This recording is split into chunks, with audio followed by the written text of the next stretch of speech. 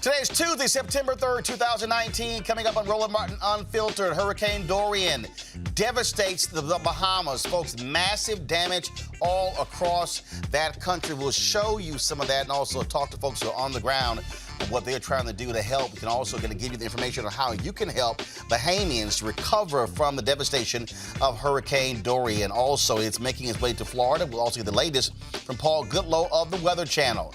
Unions have more support now than they've had in nearly 50 years, according to a new Gallup poll. We'll talk with the president of the AFSCME, Lee Saunders, about this and what does that mean for the election in 2020. Chicago Mayor Lori Lightfoot tells Ted Cruz, keep our name out of your damn mouth. Pretty much what she said. Also, a good Christian woman in Mississippi cancels a black couple's wedding because, well, the bride was white and the groom was black. And she said, no, that ain't what we do as Christians. Now they're apologizing. Oh, you showed your true self. We see what it is. And a brother is suing American Airlines for choosing to put him off a plane rather than move a support dog. Naomi Osaka shows us what class looks like in sportsmanship as she consoles Coco Gauff. And, of course, we have another crazy-ass white person for you, y'all. I mean, this one is crazy. This woman claims her dad is black, but what the racist crap she said to this Latino brother in California, absolutely outstanding. I keep telling y'all, Trump has unleashed these folks on America. It's time to bring the funk. I'm Roland Martin Unfiltered. Let's go. He's got it. Whatever the miss, he's on it. Whatever it is, he's got the scoop, the fact, the find. And when it breaks, he's right on time and it's rolling. Best believe he's knowing. Putting it down from sports to news to politics. With entertainment just for kicks, he's rolling. It's on go, y'all. It's Roland Martin, Rolling with Roland now. He's funk, he's fresh, he's real, the best, you know he's Roland Martin now.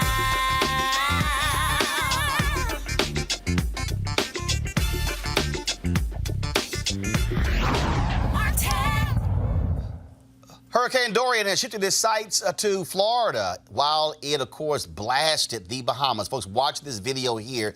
It is stunning. The storm, which hit the northern Bahamas as one of the strongest Atlantic hurricanes on record, has wreaked havoc on the islands for more than 2 days with unrelenting rain and wind. 5 people have been killed, as we know so far. Bahamian Prime Minister Hubert Menes was at a news conference and talked about how devastating this has been on the country. This is probably the most saddened and worst day of my life to address the Bahamian people. And I just want to say that as a physician, I've been trained to withstand many things, but never anything like this. We're facing a hurricane, Hurricane Dorian, one that we've never seen in the history of Bahamas. Many had remained behind, and still there are individuals within the western area who still refuse to leave. I can only say to them that I hope this is not the last time they would hear my voice, and may God be with them. I can say that the Marsh Harbor area of Abaco, parts of it is already underwater, and some areas you cannot tell the difference as to the beginning of the street versus where the ocean begins. And they've not yet been hit by the brunt of the storm. All right, folks, this is a video a friend sent me. This is Freeport. This is the airport terminal. This is the terminal at the Freeport, Bahamas airport. Completely gutted and destroyed. Again, it is devastation. A lot of our people, a lot of our folks, and understand, we have a huge number of people who from the Bahamas who watch Roland Martin Unfiltered. I was there just a couple of months ago, and it is shocking to see what happened there. What can we expect now? Let's go to the Weather Channel meteorologist Paul Goodlow. He joins us right now. Paul, glad to have you here. We've seen that video in the Bahamas there. Nassau, not as they had rain, had flooding, but of course, some of the other islands, I mean, just devastation. One of those islands, 70% underwater.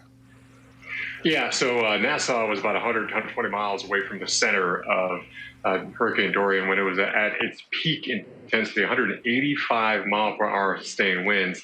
That's basically tied for the second strongest hurricane ever in the Atlantic Basin and the strongest hurricane ever to move across any area there in the Bahamas. So this is something that we have never seen before in our lifetime, for sure, definitely lifetime of the nation of the Bahamas as well.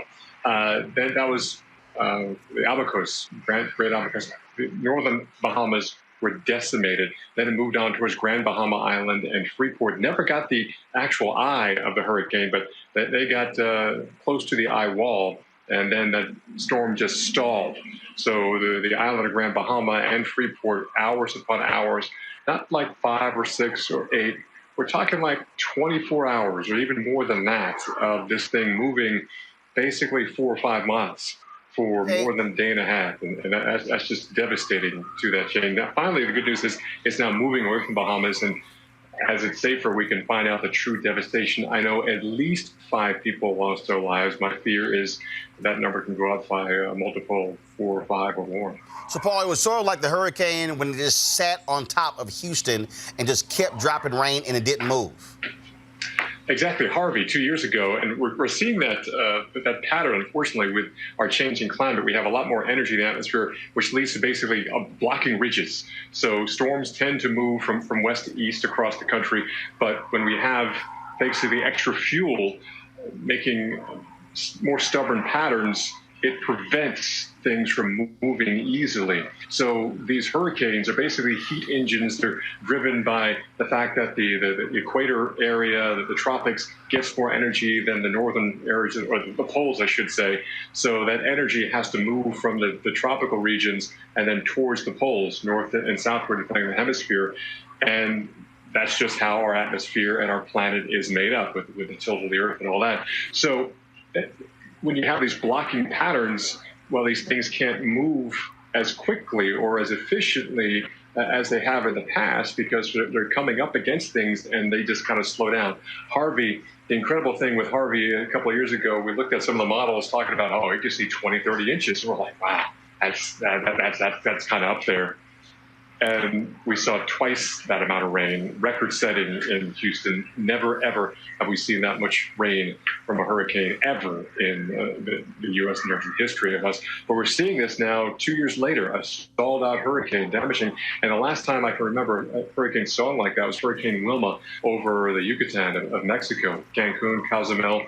Those beaches have never fully recovered from more than a day of that hurricane, Cat 4, just sitting there churning over there. If you've ever been to Cancun, the beaches are nothing compared to they were 15 years ago. That's all because of Hurricane Wilma. Paul, you're in Miami right now? No, I am in Charleston, South Carolina. You see part of the harbor behind me. We're getting Dorian's closest movement as we head towards Thursday. But starting tomorrow, we'll start seeing and feeling more winds. We'll start here dealing with the storm surge. Charleston, a lot of history. A lot of history with a lot of slave history in this area. History that kind of built this country, starting here in the oldest city in South Carolina. But this is called the Low Country. It's called the Low Country for a reason. You see behind me, you don't see much relief here. It's flat as the eye can see. Right. And that's the problem. Charleston's surrounded by the harbor and also fed by 2 rivers on the other 2 sides. So when the storm surge comes in from the Atlantic, it kind of blocks the rivers from exiting out toward the Atlantic. But then if you have heavy rain, which unfortunately is also forecast, then the heavy rain swells the rivers. They push towards the Atlantic. Dorian, with its surge, pushes up and back into the harbor. The rivers meet. The water can't fully go backwards. It goes up and over the land. So we could be dealing with a storm surge 4 to 7 feet on top of high tide. It's already a 5-foot tidal range here between high and low tide. We could see maybe maybe a 10-foot swing.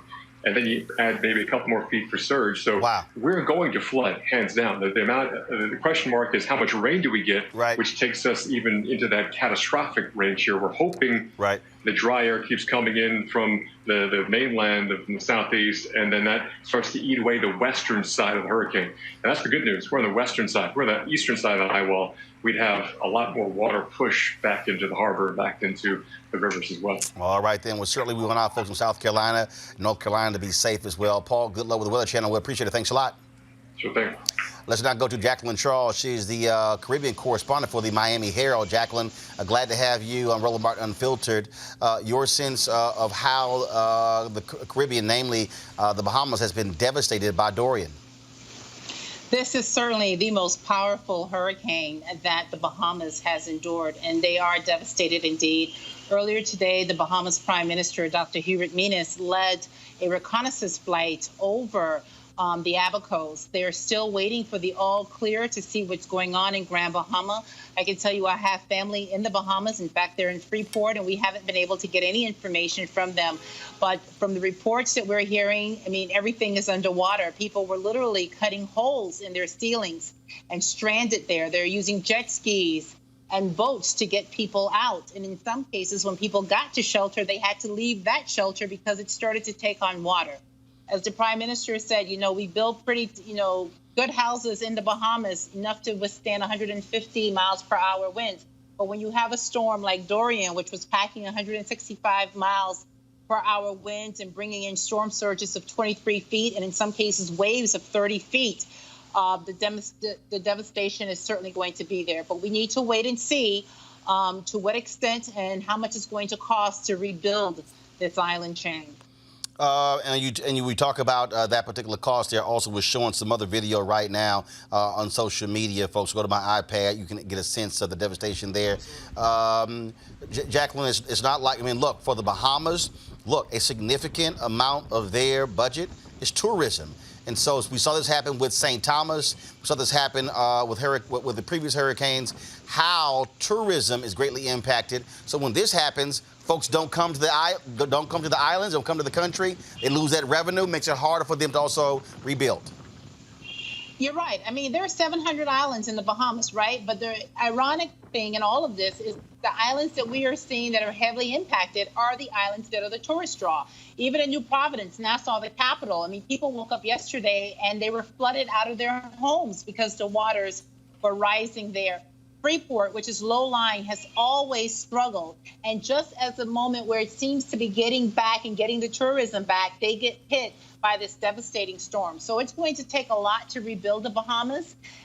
But the Prime Minister said yesterday that they are committed to doing it, and they are going to, make sure that they build back better. And we'll have to see. Also, they announced and if you have the information, an official link if folks want to support. Do you actually have that with you? I saw it on Twitter. I had retweeted it in terms of where folks can actually help. I don't have the official link, but at MiamiHerald.com, we actually have been writing stories about the relief effort. And I know that the Bahamian officials said that they were going to put something out today because they want to make sure that when you're donating, that you're donating to reputable, charitable organizations. And they want to make sure that the stuff that's being donated are things that are needed and that it reaches. So I know everybody's anxious to help, but I would also just sort of wait a day or two because they really need to start to do some sort of assessment. But there are efforts that are taking place to organize relief efforts. If anybody is in the South Florida area, all of the Miami-Dade fire rescue stations, I believe, are drop-off points. Also, some of the airports, the private airports, Opelika Executive Airport in Fort Lauderdale, there are planes that are lined up, ready to go and take supplies, but they're just waiting for the all clear. So I think we just need to wait. I've covered this issue like with Haiti, and everybody wants to give stuff, and sometimes, we saw with Haiti and Puerto Rico, it just stayed at the port. So I think we just need to wait for some official word from the Bahamian authorities and then follow their lead. You're right. And folks, here we go to my iPad. We have up right now the Miami Herald story where it says the Bahamas needs help following Hurricane Dorian. Here's how you can donate. And so if you actually go to, we're going to push this link out on social media so you can be able to see it. And so there are a number of entities right here that they have on their website where you can actually give to support what's happening there. And I'll find that tweet that they sent out, where the government of the Bahamas sent it out as well. And so for the rest rest of this week, we'll also be having folks from the Bahamas right here on the show. I've been in contact with government officials there as well because, again, as I said, there are a lot of supporters of this show in the Bahamas, and we want to do all we can to help them. Jacqueline Charles, we certainly appreciate it. Thanks a lot. Thank you, Roland. All right, folks. And so, again, we'll have the information for you on how you can help the folks there in the Bahamas. Look, those are our people. They look like us. We want to make sure that they have our support as well. All right, folks, I want to switch gears. Yesterday, of course, was Labor Day. It is always interesting when people have Labor Day off. They actually forget how Labor Day even came about. It didn't just sort of happen. And some interesting news in terms of where we are in this country. For the first time in more than 50 years, Americans at the highest number in terms of approval of labor unions. According to Gallup poll, their poll showed that 64% of Americans approve of labor unions, surpassing 60% for the third consecutive year and up 16 percentage points from its 2009 low point. That is the highest union approval rating Gallup has recorded over the past 50 years. What does this all mean heading into this election? Joining us right now is AFS-CME President Lee Saunders. Lee, glad to have you back on the show. One of the partners here, Roland Martin Unfiltered. We certainly appreciate that. This was a surprise to a lot of people, highest in 50 years. I don't think it's a surprise to those that are working in the vineyard every day who are trying to organize and educate and mobilize and our communities across the country. People are fed up and they're angry and they're frustrated. And they see that there is an inequality that exists, an economic inequality that exists all over the country. And the economic system is rigged. It's rigged towards those that have a lot of money. It's rigged toward those that have a lot of power and wealth. And they want more power and wealth at the expense of working people. And working people are saying, hold up, wait a minute here. I mean, we have to have a seat at the table. And that's why you see what's happening where people are saying labor unions are the counterforce, are the balance with all of this power and greed that's taking place in this country right now. I would say to you this, Roland, if you're talking to an elected official, 64%, they'd be real happy with 64%. We're happy with 64%, but we want to continue to grow. We want to continue to organize all across the country. The reason why I would say folks are surprised is because we literally have seen for the last 20, 25 years. And I would say it goes to the election of Ronald Reagan in 1980. This constant assault, demeaning, and degrading of unions. You had folks like, right to work states. You had all these sort of different, then of course you had the Janus decision by the Supreme Court. But now all of a sudden you're seeing folks who are saying, even people who were union critics years ago who went, wait a minute, hold up. They now are seeing the reality of the decimation of the middle class. They're seeing the impact on low-wage workers. They're now seeing that because America was the nation was told, oh no, allow the free enterprise to do what it does, and then that would, rising tide will lift all boats. Now people are saying that didn't work. Well, trickle-down economics doesn't work. And we see it every single day where the wealthy have more wealth at the expense of working people. That gap is the largest that it has ever been in American history. And people understand that working families need a seat at the table. And the way you get the seat at the table is to join a union. 50% of Americans, if they had the opportunity, are saying that they would join a union to improve their wages, benefits, and working conditions because they understand the effectiveness of working together and coming together as one to deal with the issues that confront our communities every single day. We discussed this a couple of times previously. But do you also think that the attacks on unions and the election of Trump forced unions, not just your union, but in terms of the union lobby across the country, to go, you know what, we better start telling our own story because, we discussed it before. The biggest criticism that I've had is that labor unions allowed themselves to be defined by their opponents and did not have an effective narrative to counter their critics. We had to get back to basics. The labor movement had to get back to basics. one of the ways in which we get back to basics is to talk with our members, talk to our potential members, have a discussion with them, listen to what they've got to say, and then promote the kinds of activities. Promote the kinds of good things that unions do all across the country, having a seat at the table, being able to not only improve the lives of our members, but improve the lives of their families and folks living in their communities all across the country. Explain and talk about that narrative and say that that seat is being taken away from you.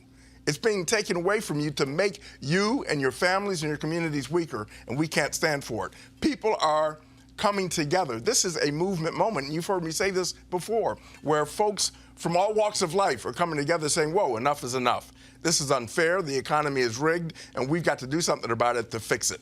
Yesterday, Trump, instead of focusing on hurricanes, he was, and also between him playing golf, decided to attack the head of the AFL-CIO, complaining, saying union dues are way too high. And so what do you make of, again, on Labor Day, Trump playing golf, attacking unions, the folks who actually created Labor Day? We've got to concentrate on what we do best, and that is organizing and educating and mobilizing our members and our communities across the country. We are preparing, just as we did in 2018, and we had major victories in 2018, electoral victories. We're preparing for 2019 and 2020. We're going to be putting boots on the ground. Our folks will be familiar with what's going on. They're going to be educated about what's happening to working families across this country, and we're going to have a massive campaign in education, but also getting people out to vote. Very, very important.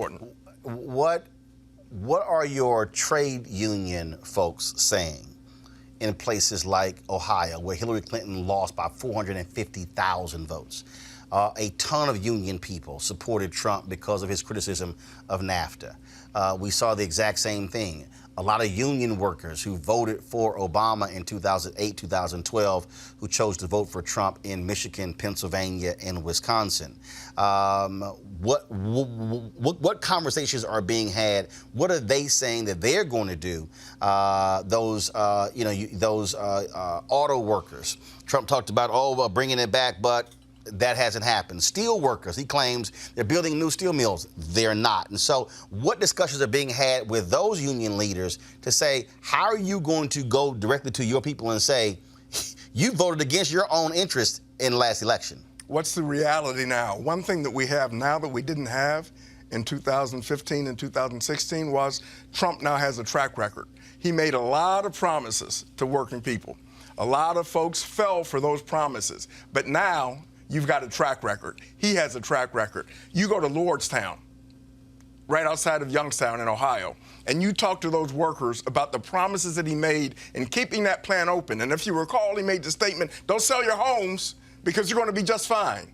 The plant closed. You can replicate that story in state after state after state. Promises broken. We've got to educate our folks and working families saying he promised a lot, but he didn't deliver on anything. That's exactly what we're going to do. Also, in this way, tomorrow is our first anniversary of this show.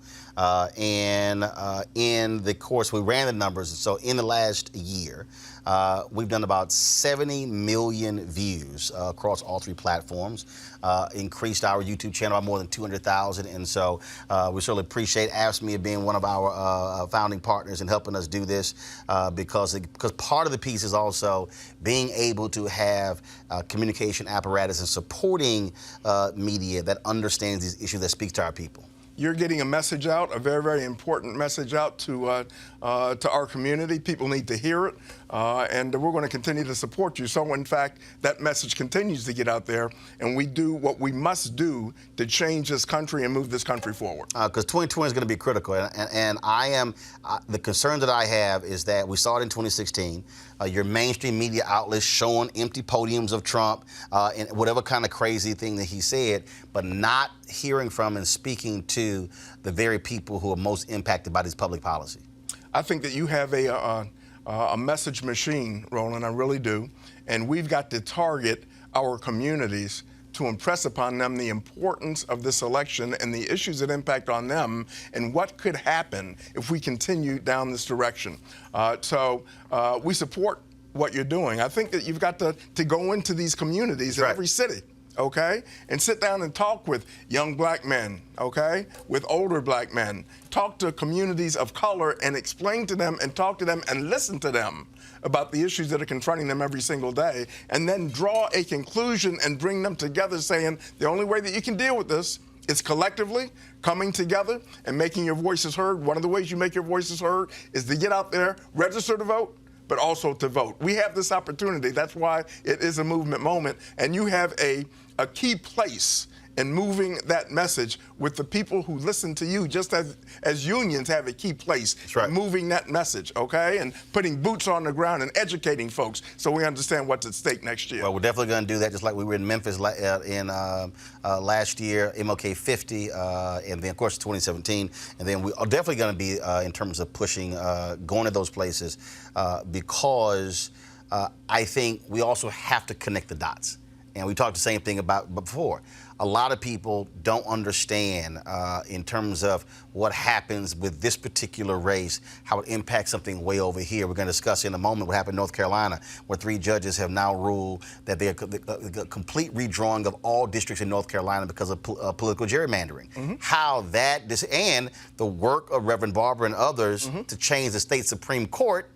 So now if they appeal the decision, you now have a democratically controlled state Supreme Court who's more likely going to rule in favor, keep that court ruling. So people who only think about D.C. have to understand that when you talk about mobilizing and organizing, it impacts these state races and local races. Well, and let me say this, and that's our neighborhood.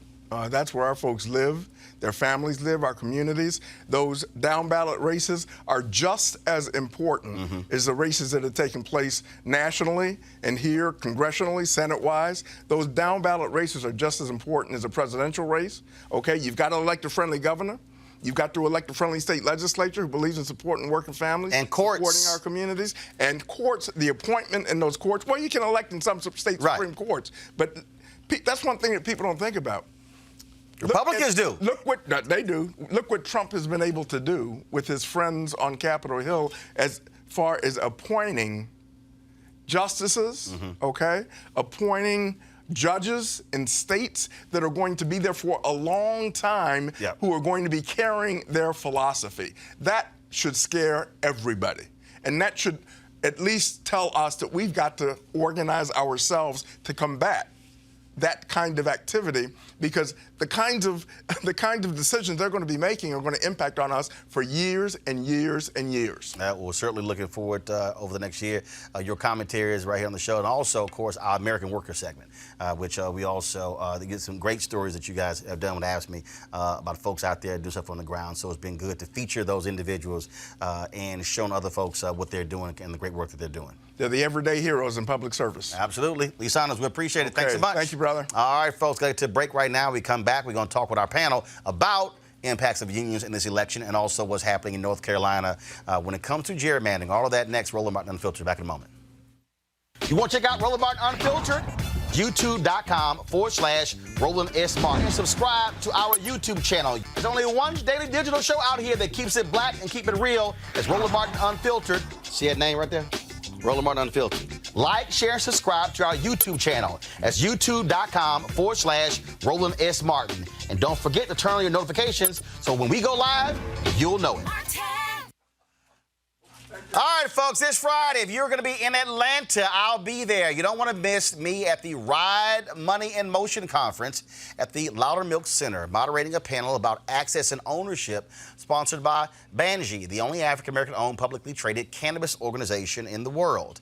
I'll be on the panel. Matthew Knowles, Bonita Money, Ryan Mack, and the whole Banji family will be front and center discussing entry into the multi-billion-dollar and growing cannabis industry and how you can become a distributor, shareholder, or cannabis landlord. If you're interested in making money in this booming industry, then I promise you don't want to miss this. Our panel is going to be at 2:30, but for a full list of other panels, activations, and tickets, please visit ride.rollingout.com. Ride.rollingout.com. And so you don't want to miss it again. As this Friday in Atlanta, and you certainly don't want to miss it. I want you guys to be there because why? Everybody keeps talking about expungement, which is critically important. But this is a $340 billion global industry, and black folks should be on the front end of making money when it comes to cannabis, as opposed to us having to spend money because our people were thrown in jail for selling it. And so again, we certainly want to have you guys at that. And so that's taking place again this Friday in Atlanta. So please don't miss it. All right, folks, I want to bring in my panel right now. I want to have a conversation about what we just talked about with Lee Saunders and again, unions and their impact. Joining me right now, of course, is Malik Abdul. He is Vice President, Black Conservative Federation. Kelly Bethea, Communications Strategist. Dr. Jason Nichols, African American Studies, University of Maryland. Anybody surprised at that Gallup poll? That highest number in 50 years, 64% of Americans approving of labor unions? It's not, it wasn't too surprising to me when we just look at historically when labor unions have been most popular. And as I was reading in that particular article, it talked about the fact that when the economy is generally doing well, people tend to appreciate labor unions more because for various reasons, I don't know. But that is something that over time you've actually seen. And I think they pointed to a low period in that I think maybe it was from 2009 to 2012 or something, but that was really coming right out of the recession. So it seems like that may be the sort of ebb and flow. I don't know how far those. Yeah, but we're talking about the highest number in 50 years here, Kelly. And to me, what we're seeing, first of all, the steady increase over the last 15, 20 years. I think what has happened is people have finally woken up and stopped accepting the bullshit from corporations that let us do whatever we want to do. Trust me, you're going to get the money back. And people realize, wait a minute, we're out here busting our ass. Productivity is at an all-time high. Wages have been suppressed. And y'all are sitting here making all the damn money and workers are not. That is, I think people are now understanding why unions have played a role in growing the middle class for demanding and fighting for better wages and benefits. That makes perfect sense to me, especially, like you said, in a time where productivity is at all-time high. But now, the fact that we're at its highest in this year during this particular presidency, a president who does not necessarily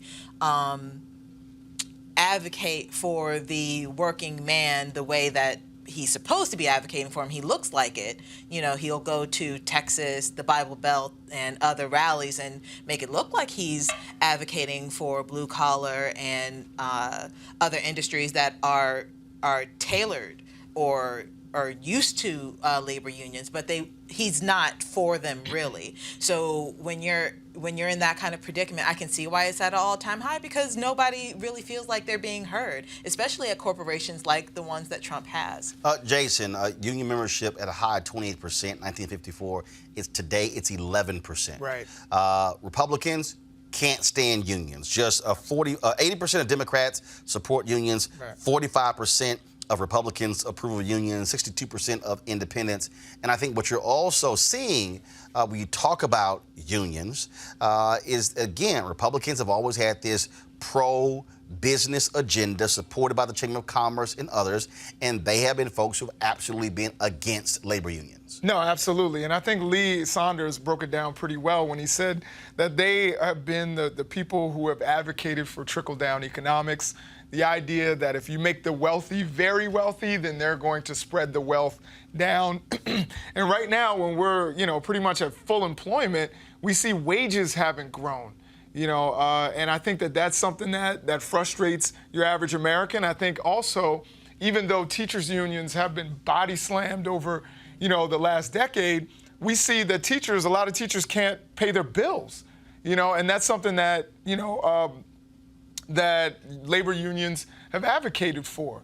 And, me, again, being somebody who studies history, when we look at the civil rights movement, you could make an argument that it was a labor union, the Brotherhood of Sleeping Car Porters, that actually started the civil rights movement, or at least was a major force in it with A. Philip Randolph.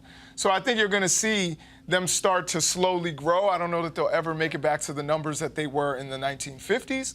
But you're going to see that. And when labor unions increase, so does voter participation. Mm-hmm. And that's something that I think is important right now. Well, and also I think you have to make a distinction when you talk about unions, because let's just be clear. Republicans love police unions. Absolutely. Fire unions. Yeah. Trade unions.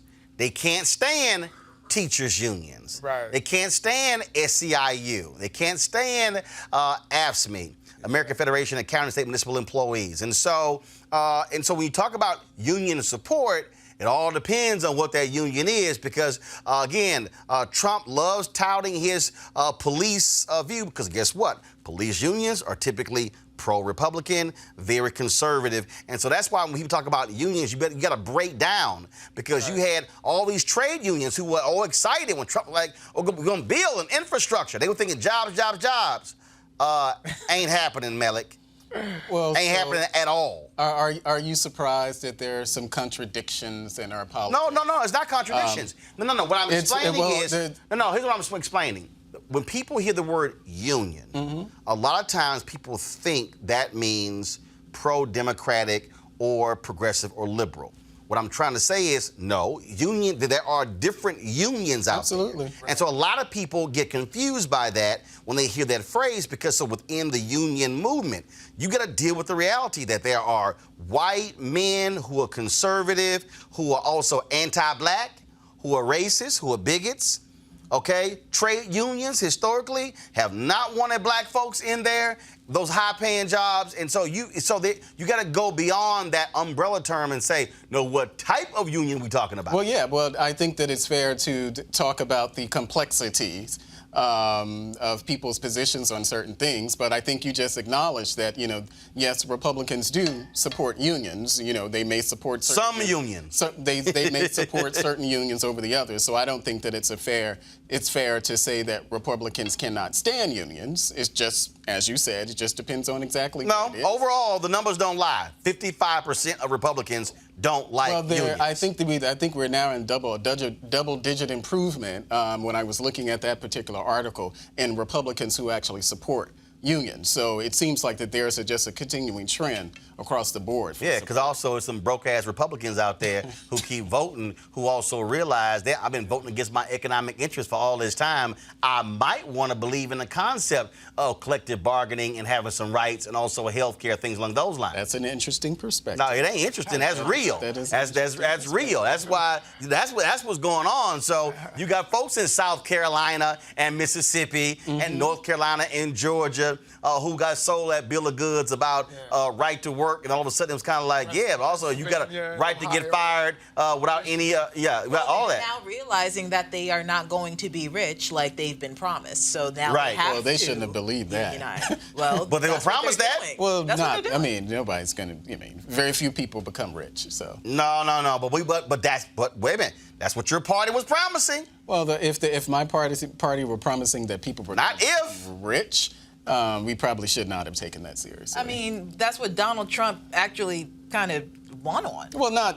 I don't think Donald Trump won that he was going to make people rich. Donald Trump won by saying, I'm going to bring the jobs back. They're going to stay here. What Lee just said, hey, don't worry about y'all homes. All is good. We're going to rebuild these cities. We're going to build steel mills. We're going to build coal plants. That's not being rich. No, hold up. I'm saying there's a difference between having a steady paycheck and losing it. You got these coal miners in West Virginia who all of a sudden 2 weeks ago found out they were out of jobs, and then when they tried to cash those last checks, they all bounced.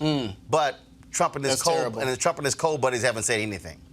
I wonder why.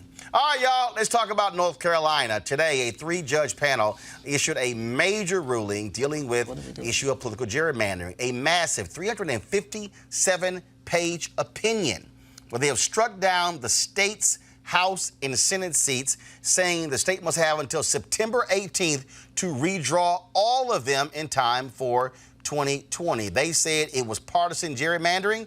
Republicans, they have lost. Folks, let me tell you how they've been fighting this. Let me tell you something. There's no more evil and sinister group of Republicans in America than those in North Carolina. These people are pure trash in North Carolina, and how they have tried to upend democracy as best that they could, rewrite the rules, and how they have targeted black folks and others. Well, guess what? This is the 22nd time a state or federal court has ruled in gerrymandering. That shows you what's going on there, folks. Let's go right now to Tomas Lopez, Executive Director of Democracy North Carolina. And Tomas, obviously, this is a huge decision because the Supreme Court ruled that they had really no jurisdiction. They really couldn't get involved in this, basically saying Whatever the states decide, that's up to you. Now you have this court in North Carolina saying redraw every single House and Senate race there. For people who don't understand, Republicans have used that power to have a supermajority in North Carolina. This changes the whole ballgame. That's right. You know, the background here is that we had maps that were drawn in 2011 that were litigated several times. There was a ruling that a federal court came out with a few years ago that said those state House, state Senate maps were unlawful racial gerrymanders. And so in 2017, they had to draw new maps. Those new maps, they said, we are drawing these not for racial purposes, but to favor Republicans over Democrats. They were very explicit in saying this. Even the legislators said it themselves. And these were the maps that were challenged in court. These were the maps that were challenged in this case. And these are the ones that this North Carolina court panel has now said are unlawful under the North Carolina Constitution. And look, the Democrats control the state Supreme Court. Republicans, again, they tried to even screw that around by trying to they literally tried to take a lot of their power and give it to the court below them, as opposed to them being the highest court in North Carolina. And so what do you think the response from Republicans is going to be? Well, you know, they've actually already said that they are not going to appeal this ruling. They are not appealing the ruling, and the Senate president has put out a statement saying, we're going to go ahead and draw what they're saying will be nonpartisan maps. Now, what the court has done is they said, listen, you have 2 weeks, General Assembly, to draw new maps, and you have to do it in a public way. And so one of the things that all of us in North Carolina are going to be doing is watching this process, hopefully weighing in as well. But what the court is also doing is appointing a referee, a special master, to help evaluate those maps and, if necessary, draw their own. And let's be clear here. By the court saying it has to be open, because you have had consistent efforts in the past where Republicans have done stuff behind closed doors and literally dropped it in Democrats' lap saying, y'all got 24 hours and then we're going to pass it in 48 hours. That's right. One of the things that is important here, and it came up during the case, right, were these documents that were from Thomas Hoffler, the former guru who drew many maps around the country and was based here in North Carolina. You know, this feeling they were being cooked up in a back room and presented as a final deal. Here, these maps that are supposed to be drawn in the next couple of weeks, they are supposed to be done in a way where the public is going to have it say, we'll see what that ends up looking like. And again, I wouldn't understate the importance of this special referee, this special master that the court is also going to bring in as well. And again, last one here for you, Tomas. Again, this was a common cause lawsuit. And I know there was some differences of opinion there because the courts had already ruled on racial gerrymandering. This was political gerrymandering. The case that went to the Supreme Court was one about political gerrymandering. And I know there were people in North Carolina who felt that they should have focused on racial gerrymandering, and that's what gave the Supreme Court an out, if you will, by saying we really can't speak on political gerrymandering. Right. There have been some lawsuits in North Carolina that just recently, right, and again in the last couple of years, have invalidated districts on the basis of racial gerrymandering. One of the challenges, and I think one of the reasons you've seen these partisan gerrymandering lawsuits is because what the legislators have attempted to do at times is to say, well, we're not discriminating on the basis of race, we're discriminating on the basis of party. And so that's created this opening to go on and try to pursue a different way. What is really good about today's ruling now is that you now have, under North Carolina law, racial gerrymandering is prohibited and partisan gerrymandering is prohibited. So you've got two potential routes now for challenging maps moving forward. All right, then. Tomas Lopez, Executive Director of Democracy North Carolina. Congratulations. Again, y'all have been doing an amazing job. You're a nonpartisan group, but you've been trying to get people to understand you can't have Republicans or Democrats trying to stack the deck in that state. If you want to win, do it fair and square, and don't sit here and try to rig the game. And so y'all have been doing some great work, and we really appreciate it. Thanks a lot. All right, thank you. All right, we're on my panel here. Melik, that's a big slap down to your party. Well, it's to the Republicans in North Carolina. That's your party. Well, are you a Republican? Yes, but our party does not. It's not the party of voter suppression. Yes, you are. No, you are the party of voter suppression. What the hell are you talking about?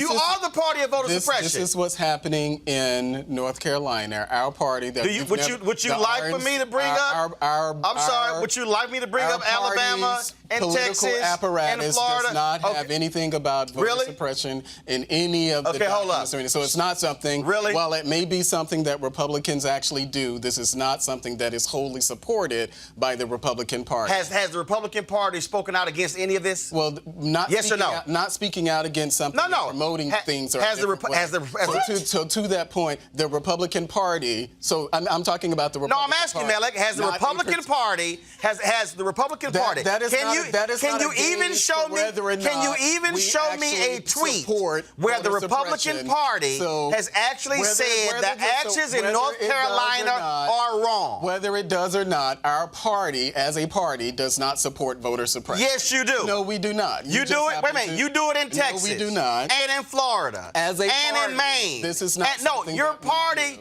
Kelly, the Republican Party is all about voter suppression. No, we're not. Wait a minute. Right now, Democrats are warning people in Ohio. Right now, okay, to double check your status because they're going to purge some 200,000 people. Why? Because Republicans in Ohio came up with the whole deal on how to purge people. A white man sued them because they said, oh, you haven't voted in the last couple of elections, so therefore we're taking your name off the rolls. Went to the Supreme Court. That conservative Supreme Court agreed with Ohio, which now do the purging. The purging of voters in Georgia, largely impacting black voters. That's voter suppression. So again, I can go state by state, Kelly, and show how Republicans and how Ronald Romney McDaniel ain't said jack. So Trump ain't said jack. Anything, that means she supports it? If you don't say nothing, you damn sure agree with it. Well, Kelly, go ahead. Your characterization Kelly, go ahead. of it, Roland. That's not a characterization. Yes, that is exactly what it is. So if I don't say that, if I don't agree with something and I don't verbalize anything about it, then it is going to be what it is. So the Republicans aren't saying anything about voter suppression. Instead, they are letting other Republicans suppress votes. Well, I don't think there's any evidence that the actual political apparatus of the party is allowed that to happen. Wait a minute. No, silence is an action. Jason, you know what's so funny about this here? There are Republican members from North Carolina. There are Republicans who sit on the Republican National Committee. They ain't said a damn thing about what the Republicans in North Carolina are doing. Well, has anybody asked them? Hell yes. Yes. I gotta say, yes. Jason, go ahead. I know it's hilarious. I think number one, we know the Republicans are the party of of voter ID. They're a party of many different efforts to suppress votes. Of course, closing down. Stacey Abrams lost because of all this mess. No, Stacey Abrams lost because she lost. No, they closed down. That's what she likes to say. They closed down. That's what she likes to say. Voting She's just sites a sore loser. in predominantly black communities. So that was specifically targeted by the Kemp campaign. Now, beyond that, if you are doing the monkey emoji, the monkey. You know what I mean? Hear no evil. Then you are actually guilty of being complicit. La la la la la la la la la. I hear nothing. La la la la la. I don't want to hear it.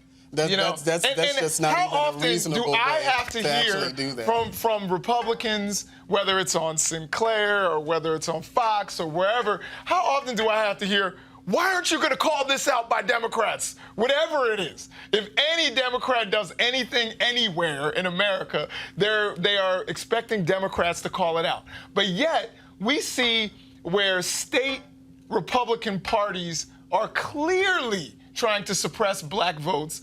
And now we're saying, well, hold on. But this ain't just black. No. They trying to suppress young voters. Right. Hell, elderly voters. Didn't they do something regarding colleges and not trying to have people ending register early voting at their dorms? Oh my God! First of all, voting. the reason Malik needs to stop trying to be a troll right now. It's not being a troll. I've condemned voter suppression on your show before. Party literally. You want me to own things about my party that I'm just not willing to own. I don't want you to own it. I want you to be honest. You saying that I want you to stop lying. Is the party of voter suppression? They are. It's not something that I'm going to accept. I disagree. I disagree when a federal with voter suppression. When federal judges rule, when federal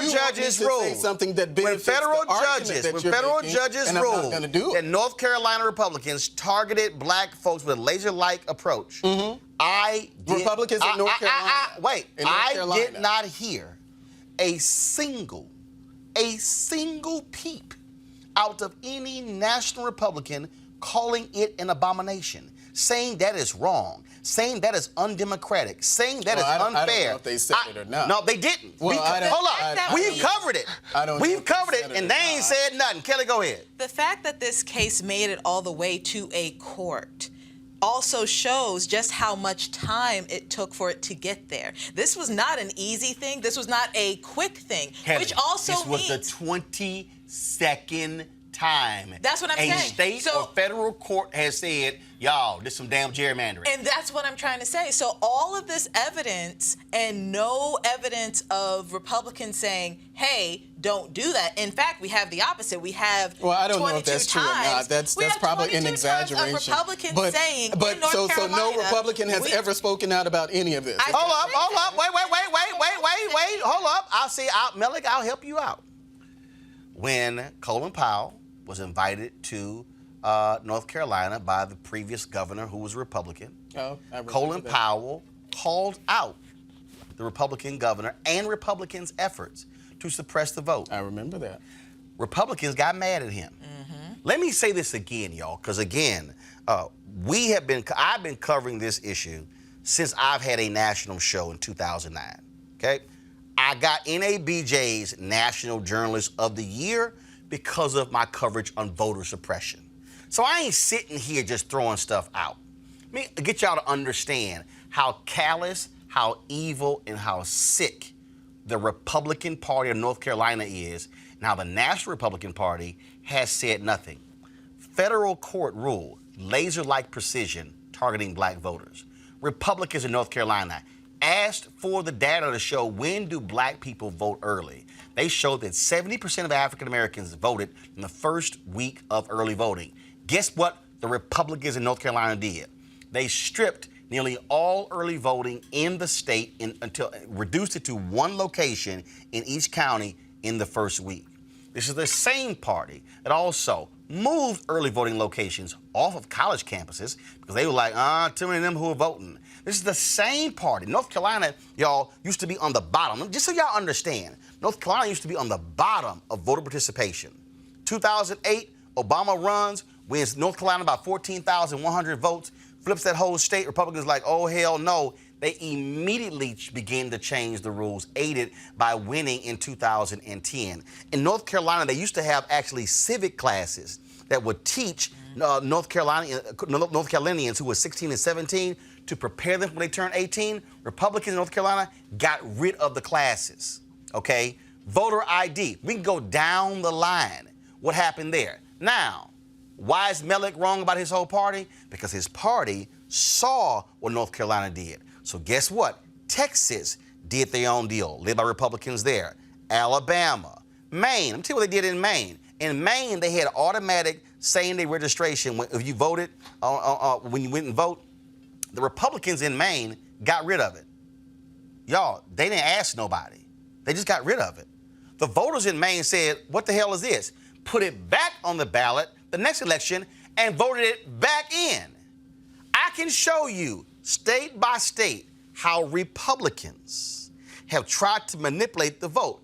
Y'all, do y'all forget 2012 when the Obama campaign had to sue Ohio when we're in Board of Elections in Ohio where Republicans had a majority? They extended the voting hours in Ohio, but in the counties where we had Democrats, they actually limited. They got sued, and the Secretary of State, Republican, he had to admit in court, yeah, that's kind of unfair to have extended voting hours in Republican counties and shorter voting hours in Democratic counties. We can go, Florida, again, we can walk this thing down state by state. The Republican Party fully embraces voter suppression and all of those tactics. And see, what Mellick wants to do is play games by saying, oh no, there's no sheet of paper that says we love voter suppression.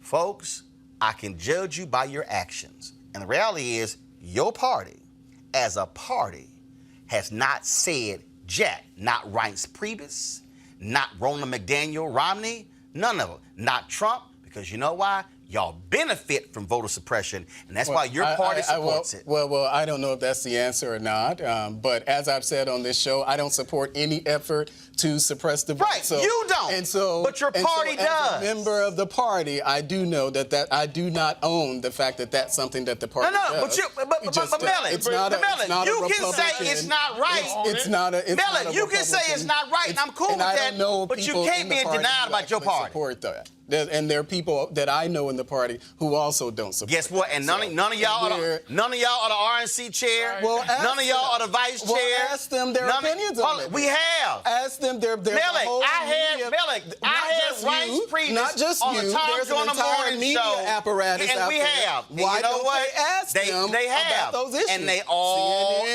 Fox, support it. All of them. They all support because they all support it. I don't represent the RNC. Your party supports it. They should ask them those questions if they. Your party supports it. I'm going to go to a break, y'all, right now. When we come back, we're going to talk about Mellick State of Mississippi.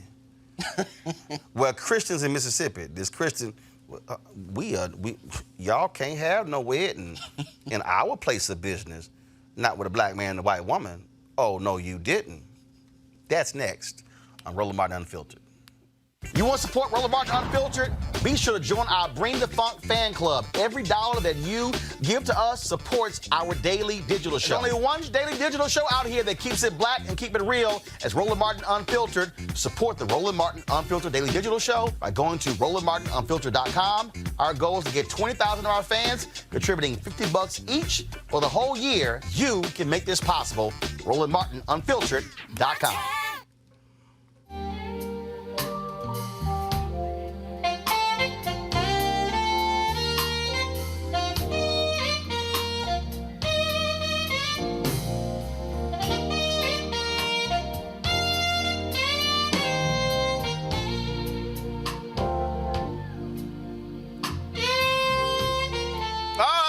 Gerald Albright, he's going to be one of the folks performing in Cabo for the Luxe Jazz experience, folks. It's going to be unbelievable. November 7th through the 11th. Of course, we're going to have top-notch music in an upscale destination. Folks, it's going to be taking place the weekend-long event. It's going to be at the Omnia Day Club, Los Cabos. You see it right behind me. Nestled on the Sea of Cortez and the celebrity playground of Los Cabos, Mexico.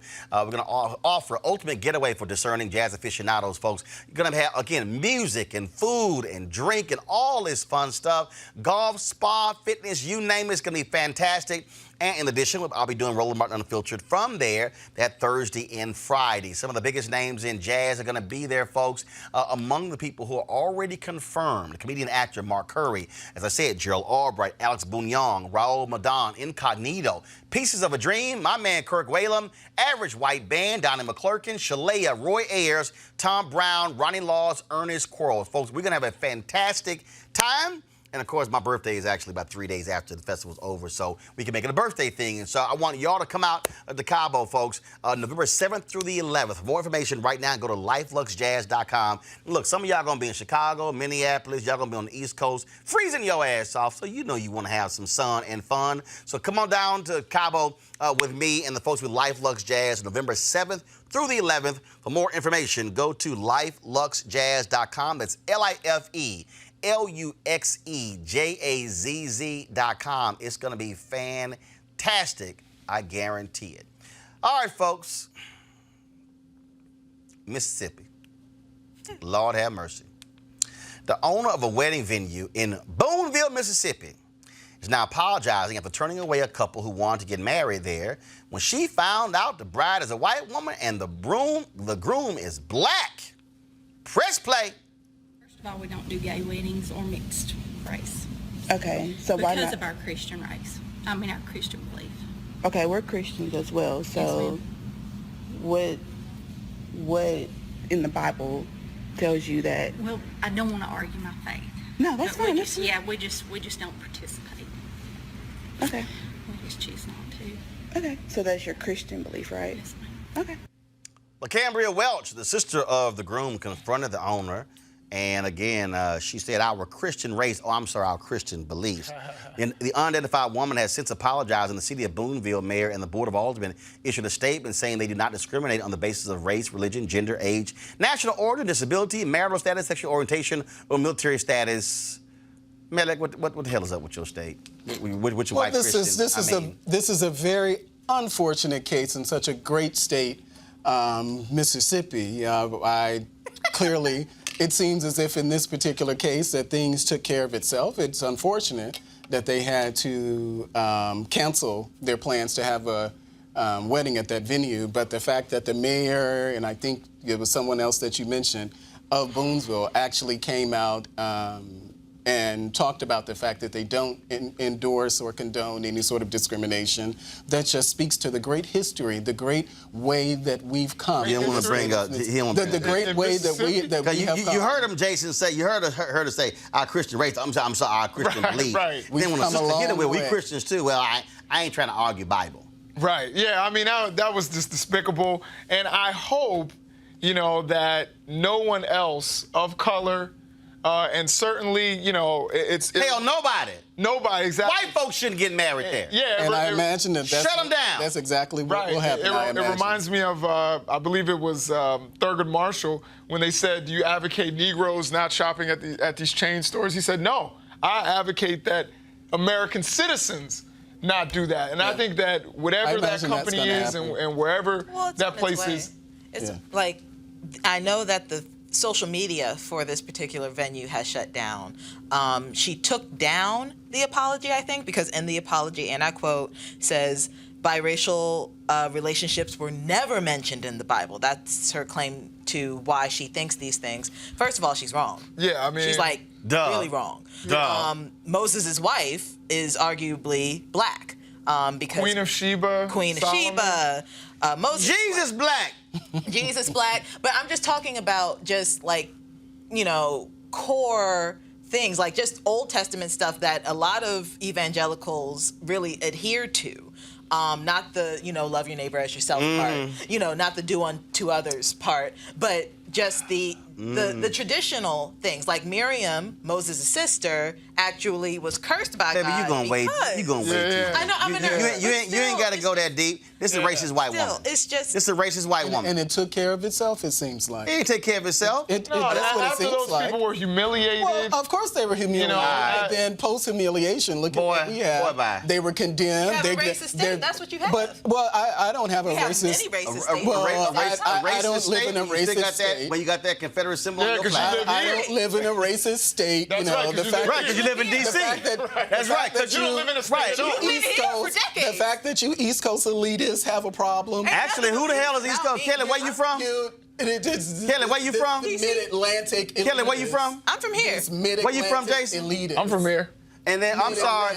And then you being I'm an from New elitist York. now. Hold on, how the hell is I'm a mid-Atlantic elitist and my ass from Houston? But because you share some of those elitist opinions. Your ass live in D.C. And what does that have to do with You know what you are? A mid-Atlantic elitist. Let me go to my next damn story.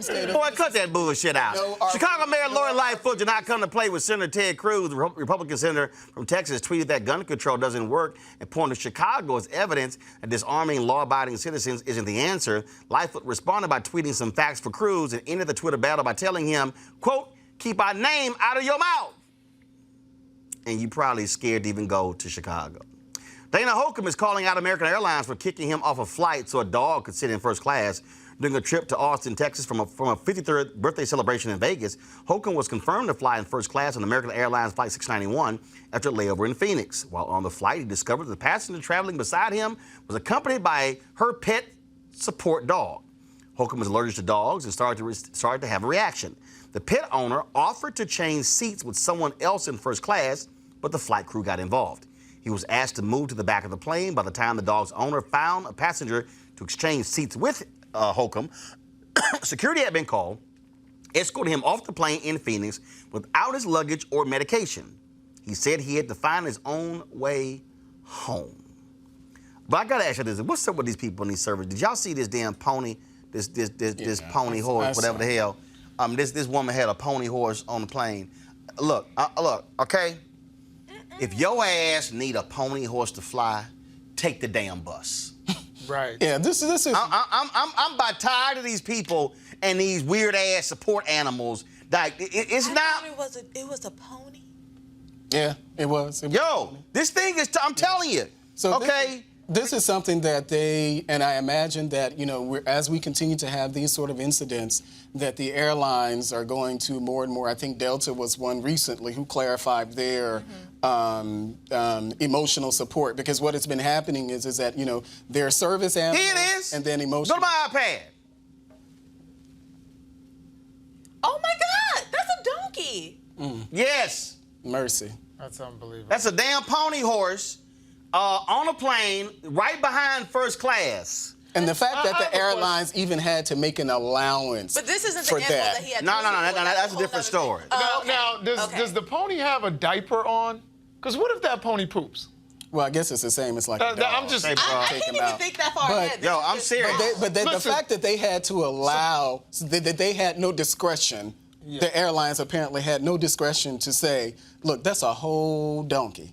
Right. You can't bring the donkey. It's not into a donkey, it's a pony horse. Pony horse, whatever the thing is. There is a difference. Well, that's a dog. whole pony horse.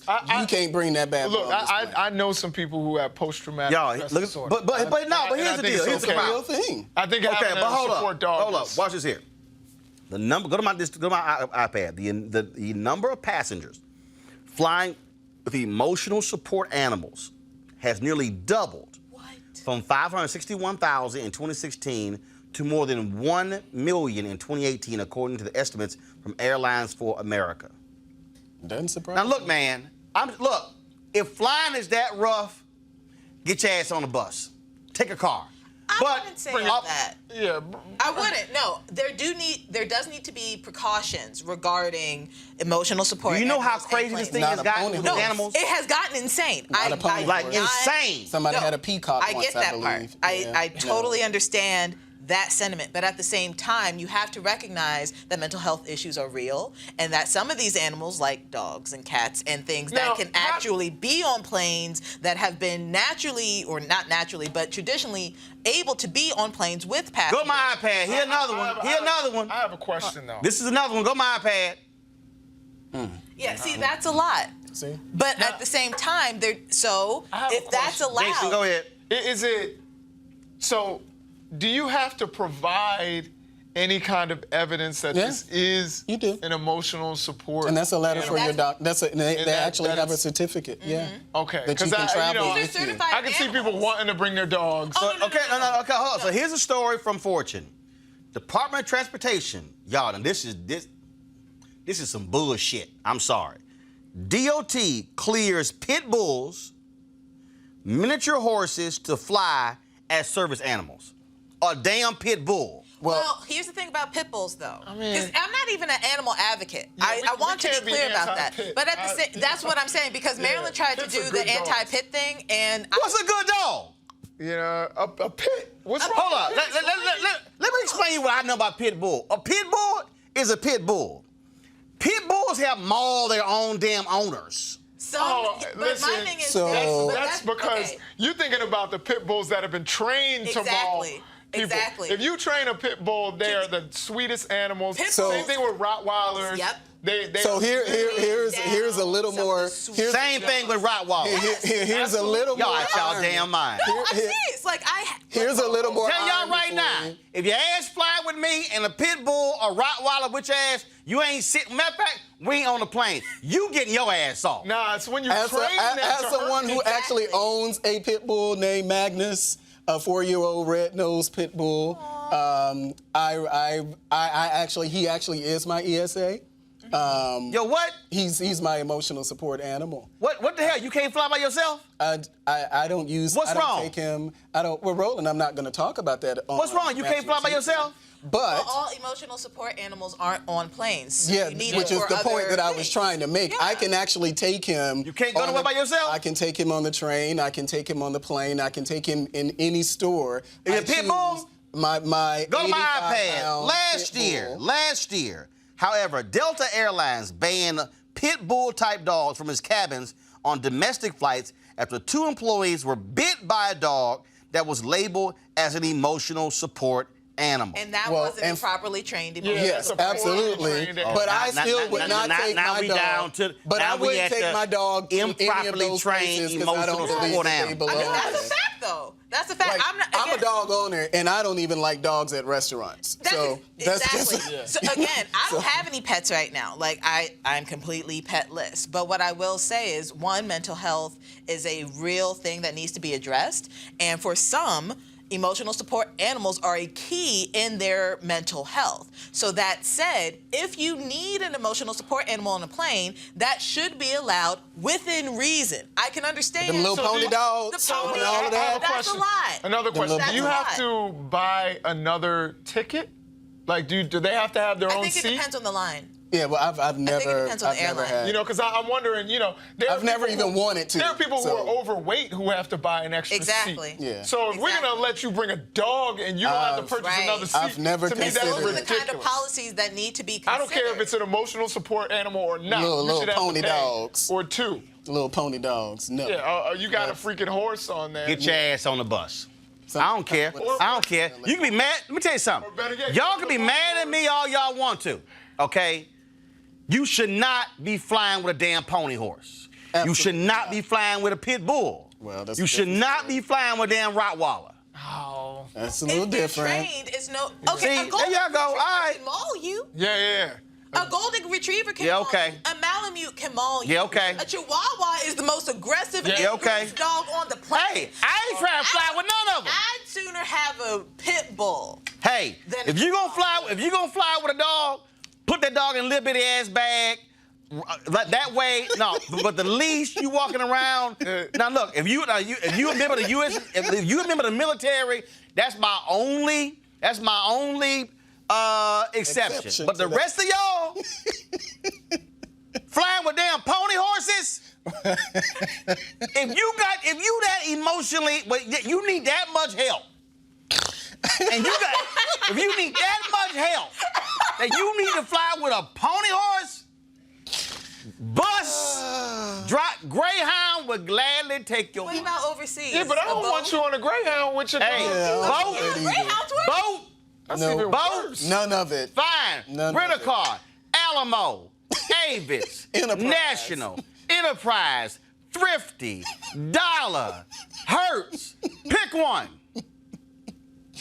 Don't get your ass on the damn plane with a pony horse. I agree with that. I got it. Yeah, that's a lot. What the hell we trying to give rides and shit to kids on the plane? Guess what, kids? We got a surprise for y'all. You can ride a pony horse on a plane. A whole pony I horse. actually would like that for my kids, to be honest.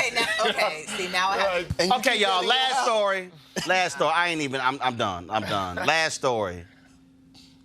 She not from Mississippi, but she is the craziest white person of the week. She must be from Texas.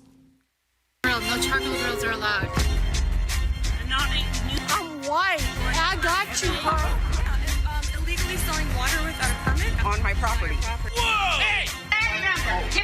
You don't live here. I'm uncomfortable. This ignorant ass woman we about to show y'all called the cops on a man because she didn't recognize who he was, and she said he looked illegal. What were you saying about what? What? Hello, Lindor Police. Hello. I have a problem. There's a guy that came out in the bushes. He's trying to take pictures of me. He looks illegal. I'm at Walmart. There's a guy illegal. He's illegal. He doesn't speak English. He's coming out in the bushes at Walmart in Lindor. He caught somebody for an outfit. Can he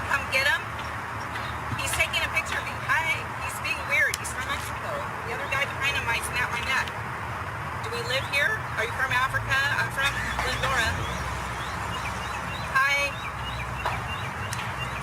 This guy's so weird right now. He's gonna drive a truck out of here. He's illegal and belongs to Mexico. The address is Glendora, Walmart. Can you Google that before he moves out? Because he's gonna take off and he's gone. Can you get a talk over here fast enough? I'm gonna block his fucking truck. I'm gonna block the fucker's truck. I'm gonna block this fucker's truck that doesn't belong in Glendora. Who are you? Who's this motherfucker that doesn't belong? Do you have a green card? He works with those guys over there. No. I don't know who this guy is. He works with How do you know? guys over there. You know who he is? He works with those guys over there. He came out of the bushes. He works with those guys on the Those border. guys. Is it the railroad company? ILB, International Line. Okay, because I don't know this guy. He's videotaping me, and he looks creepy from Mexico. He's speaking broken English, La Migra. And that's super racist. It's not racist. It is racist. No, it's not. Yes, it is. I have a friend Wow. down the street. No, it's not. No, I've seen a guy beat up. No, it's not racist. My dad is black. My dad is black. I'm not racist. This guy's from Mexico. They pump people, and they fucking don't know everybody's goddamn illegal shit. You understand? Yeah. And my dad's black. Don't call me racist, asshole. My family works in law. Oh, okay. So what? I want to make sure this guy's legit. I don't want him punking some. He could be punking your fucking job, taking your fucking outfit, working to get paperwork. I have all my paperwork over here. My dad's black, asshole. My dad's fucking black. It's not racist, stupid. Don't tell me I'm racist because he's Mexican. My little nephew's Italian, Mexican, and Aloha. Stupid fuck. Don't tell me I'm racist. This fucker is coming out of the bushes telling me to move my car because he can't park straight, fucker. Stupid ass. I want to know who this piece of shit is. Oh, y'all didn't find the long one? Oh my God, there was more to it. Wait, where she was like, yeah, he's probably taking your job. I told y'all, Trump done got these people just losing their mind here. Don't put that on Trump. That's just racism, bigotry, prejudice that has existed. Yeah, but the white folks have been calling the cops like crazy since 2016. Yeah, but I think we probably are just seeing these things videotaped more. I don't know if they. We had cameras in 2015. But I think we had phones in 2015. But I think that this is something that now, when you have people are just really using their cameras to catch all sort of things, not just this sort of racism and prejudice and bigotry, but all sorts of things. So keep videotaping, and I hope her family sees it. I hope her church sees it. I hope her black dad sees it. Her black dad doesn't mean anything. You know what I mean? That doesn't mean anything. Like there's some my dad's crazy ass black people out there too. But did you hear what came out of your mouth? An aloha.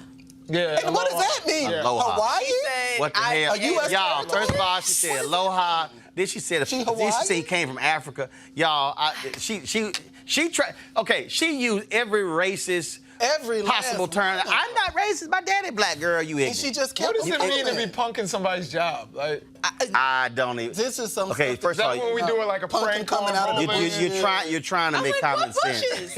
You're trying to make common sense, y'all. I can't even. I can't even. He was trying to get out of the parking lot. It's crazy. Right. Should have rolled over her ass. Embarrassment. Should have made her a speed bump. All right, y'all. First of all, we go in on this note here, y'all. Over the weekend, Naomi Osaka, reigning U.S. Open's tennis champ, she played Coco Gauff. One hell of a match, and she blew away Coco Gauff in that second set, 6-0. Tears were flowing for the 15-year-old. But if you want to see what sportsmanship looks like, Osaka asked her to participate with her in the post-game interview, and it was certainly a dramatic moment. A lot of people were reduced to tears again. Just an amazing scene. Those two, of course, you also had several other sisters who competed in the U.S. Open. You have another sister who advanced. Osaka lost, actually, in the next round. Serena is still in it as well. So, again, just an amazing display there of sportsmanship. Black girls rock. Absolutely. And you know, I love that because, you know, Coco looks like one of my nieces, and Naomi Osaka looks like my daughter. Yeah. So I got really emotional looking at that, you know, and her proud parents. And we see, particularly in tennis, I think, you know, the involvement of black parents, particularly black fathers, and what they do in mentoring their daughters and trying to see their daughters succeed. I think it's a beautiful thing. In the case of both of them, their fathers were the initial coaches. Absolutely. Yeah. No, and for me, it's just they're still so young. Like, Coco is, what, 16? 15 years old. And the fact that these are more, well, Osaka is 21 now, but the fact that they're more or less children who are actually teaching the world how to be true sportsmen, that just speaks volumes. The fact that they're black and they're girls and the black girl magic is just sprinkled all over that moment is one thing, and I definitely commend that. But first, I think Osaka understood how emotional it was because, again, golf lost 6-0 in that second set. And what happened to her last year in the finals when the crowd was really cheering for Serena, the whole drama with the umpire, and then, of course, Osaka wins. And how she handled that as well. And then also, folks, right now, Serena, somebody posted on YouTube that Serena is out of the U.S. Open. No, she's not. She's playing right now. She up 3-0 in the first set. I read that. No, you read what? I think I read some foolishness like that she was supposed to be getting. Dude, it's a live match right now. Yeah. It's the quarterfinals right now. Serena's playing. She's up 3-0. Yeah. She's playing Wayne Kwong right now. It's called live. I mean, no, I wasn't saying that. What the hell were you reading? No, I said that I read something Mississippi? See? I'm just checking. All right, y'all. One thing our panel here. Thanks a lot. Mel, trust me, go talk to your Republican about voter suppression. Trust me, they'll confirm it. All right, y'all. Tomorrow is the first anniversary of Roland Martin Unfiltered. We launched this show 1 year ago, September 4th, 2018. It's been a fantastic year of course, lots of content. We're going to have some good stuff for you tomorrow. I'm going to share with you some stats to give you an indication of how good the last year has been. Blown my expectations.